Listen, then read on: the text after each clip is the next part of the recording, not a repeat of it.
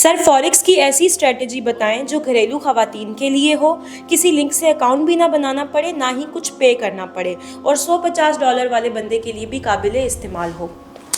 जी, मोहतरमा ने सवाल किया कि इनको एक ऐसी स्ट्रेटजी चाहिए जिसके अंदर मिनिमम इन्वेस्टमेंट कोई $150 हो और उसके अंदर किसी के लिंक से भी अकाउंट ना बनाना पड़े और पेड भी ना हो।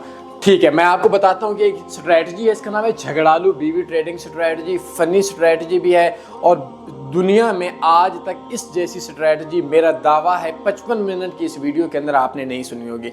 हर वो बंदा जो 55 मिनट की ये वीडियो देखेगा बिल्कुल मुफ्त ये स्ट्रेटजी पे अमल करेगा, इंशाल्लाह कामयाब हो जाएंगे। और घर के अंदर जो वेली बीवियाँ बैठी होती हैं, लड़ाई झगड़े उनके ज़हन के अंदर फतूर ज़्यादा आ रहे होते हैं, उनके लिए मज़े की स्ट्रेटजी है।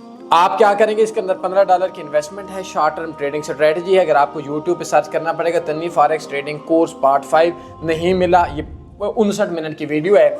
0332875409 ये स्ट्रेटजी देख लें, अपने लिंक से अकाउंट बनाएंगे, मज़े की स्ट्रेटजी और अपने सारे नुकसान कवर करें, औरतों के लिए भी और मर्दों के लिए भी।